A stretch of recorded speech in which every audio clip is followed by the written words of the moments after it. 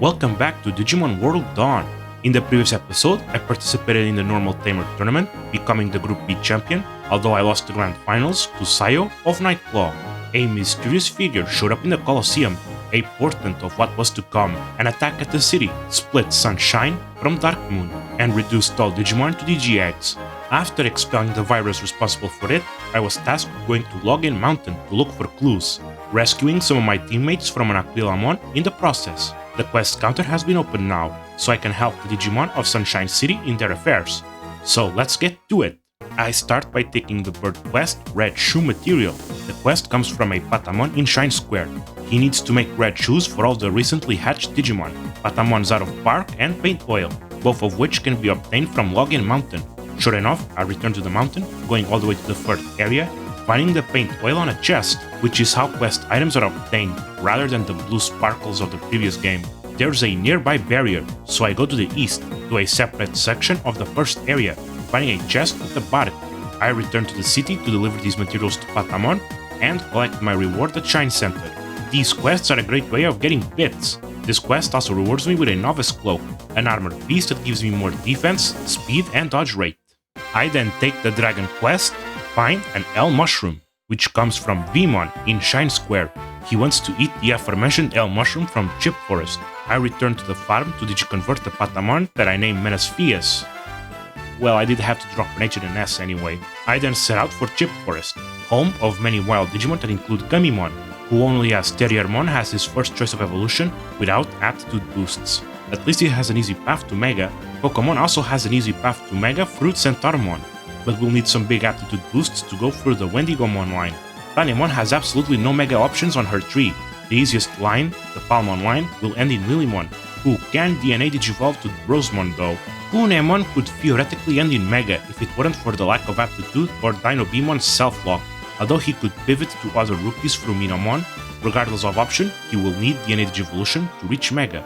Mushroommon's lines end in Champion, so he must either DNA Digivolve or pivot through Budmon to either Lalamon's line for Rosemon or Dokunemon's line for Grand Quagamon. Kumamon has an easy path for Babamon. A bit of scanned data investment can allow access to Mojamon, which ends in Skull Mammothmon. Gobrimon can easily go through Minotaurmon's line for Metaletamon, but is one aptitude away from Ogremon of all Mons, which would end in Golfmon. He can also pivot through Tsunomon for the Gabmon line. Finally, Tentomon can't reach Mega without DNA Digivolution, and has difficulties reaching Mega Cautérymon Red. Perhaps a visit to Mega Cautérymon Blue would help. As I enter the forest, I immediately open the chest to my north. It contains a Novice Cloak. The area I started in is actually the second, as I can find the true first area to my east. I go back then further west, finding a chest that contains the forest key. I then go further west, then north. In this dark area, I can find chests that contain a gate disc and a Novice Blade, a simple attack boosting weapon. I return to the light, finding a gate to the southwest, opening it using the forest key. It is at the southeast of this dark area that I find a chest that has the L Mushroom, while at the northwest I find a purple portal, finding a digital area. I follow the path, finding a chest that has a DGR 150D. I go to the second area. Here I digivolve Menelaus to Patamon. Then, as I reach the end of the path, I find a chest that has a DGR 150T and a purple portal back to the forest. I find the nearby exit, delivering the L Mushroom to Vmon. Among my reward is the Bronze Plate, a level 10 armor with a good defense boost. The next quest I accept is the Holy Quest, Find Tapermon, taking it from a Gummimon in Shine Plaza. He's been separated from Tapermon due to the quake.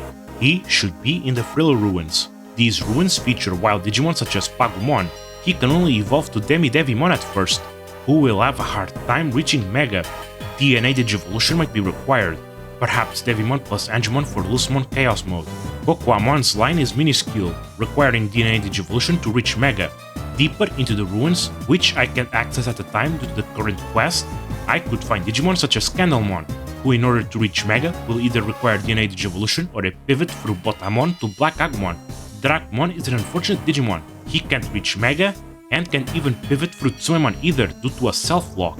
Finally, Vilemon is a champion who can't evolve without aptitude boosts, so pivoting to Pagumon into Mushamon might be an option. Soon enough, I climb up a ladder to a chest that contains a Digimon ADS, then go northeast, finding a chest at ground level that contains the thriller key, while the chest up the plateau has a gate disc. It's in this plateau that I find Tapermon, safe and sound. I report this back to Gamimon, then collect my reward, which includes a Novice Blade. With the completion of this quest, new wild Digimon have been unlocked at the ruins, including Tapermon, he can easily reach Mega or pivot through Gamimon, Pawn Chessmon Black, who can also easily reach Mega or pivot through Caprimon, while Pawn Chessmon White is a bit more isolated, can't pivot through Putimon, and lacks aptitude to reach King Chessmon. It is a bit awkward that there are evolutions that require an aptitude stat higher than the minimum level. Next quest of my choice is the Act 1 quest, Find a Water Pillow, from Betamon at Shine Office. He hasn't been sleeping well and wants me to find a water pillow at Sunken Tunnel. This new area features new Digimon that include Caprimon, who can easily become either Hagurumon or Pawn Chessmon Black, while he's just one aptitude short for Kotemon. Betamon can reach any of the champions, though unfortunately Dolphmon won't have the aptitude necessary at the start to reach any of the ultimates. Notably, the Octomon and Gesomon from this tree can DNA Digivolve together to make Dragomon. Unfortunately, the barriers from this quest prevent me from meeting the following Digimon, which include Hagurumon, who can easily reach High Andramon, Kotemon, who can't go beyond champion on first try, though Omekamon can DNA Digivolve to Nightmon. Finally, Toyagmon Black has a straightforward line and ends in Ghoulmon. I climb down the ladder to open the chest that contains an anti-poison S, an item that removes poison, then go southwest to the next area, going through the paths leading me southeast to the third area. Here, I open a chest that contains an anti-numb S, an item that removes paralysis. Then I talk with Gizamon here. He found a water pillow, but won't give it up without a fight. His bulk is comparable to that of a boss, so it's a slow fight, but I end up victorious. So I get the water pillow, which I deliver to Betamon. This reward includes a Speed Ring Alpha, an accessory that boosts speed. I can also find Wild Gizamon at Sunken Tunnel. He can't reach Mega at first try. I suppose DNA Digivolution is the way. I finally accept the Union quest, Explore Limit Valley, going to the Union Room to receive my briefing from Chief Blair. The connection to Limit Valley has been re-established, and my orders are to investigate the new area for any irregularities. Before I head out though, I explore the other areas for a bit, starting with Login Mountain.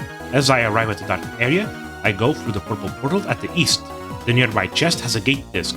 There's also a second purple portal to the west. In this area, I can find the Digi-Egg of Miracles. I Digivolve Menesphaeus to Tokomon, then go to the Thriller Ruins. After arriving at the second area, I go east to the third, then go northeast, going north further still, finding an area with chests that contain a Spirit Ring Alpha, an accessory that boosts Spirit, and a Digimin 80S. I return to the previous area. Then, I use the Thriller key I obtained previously, going to the northeast area. The chest here contains a Poison Core Alpha, an accessory that reduces the chances of poison. There's a purple portal here. I immediately find a chest that contains a Speed Ring Alpha, then go northwest to the next area, finding another purple portal at the end of the path, finding myself seemingly at an abandoned mansion. I go east through the lower floor, opening a chest that has an anti-Brain D, an item that removes confusion, then go north, but I find nothing more than an exit.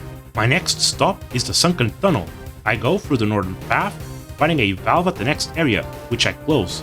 I return to the first area, then take the southmost path, going through two areas to close yet another valve. I evolve Menesphaeus to Falcomon, then take the path I originally took for my quest here. When I reach the area where I found Gizamon, I climb down the ladder to open the chest containing a Digimin 80D, then go east, opening a chest containing a gate disc, then go further east, opening yet another chest, which also has a gate disc. I climb the nearby ladder, going west to close the valve, then east to open a chest that contains the tunnel key. I go further east to a purple portal, beyond which is the Digi-Egg of Light. I return to the previous area, use the tunnel key to go east, finding a chest that has a DGR 150S, then go north, finding the exit. I finally go to Limit Valley, with new wild Digimon here including Koromon, who realistically only has one rookie option, since the other is the password Digimon.agumon. What I said about Agumon in the previous part applies here. Speaking of which, he's here. Agumon is a wild Digimon available here. Same with Piomon. Gaining enough scan data here will allow for a Birdramon evolution this time. Renamon can't reach Mega due to both lacking aptitude and the unlocking of Kuzuhamon, who can be gotten by DNA Digivolution with Taumon and Karatemon. Shamamon has very restricted evolutions, as Apemon is self-locked and Fugamon requires DNA Digivolution. Sandianmamon can only go further by way of DNA Digivolution, but pivoting to Kabuterimon is also an option.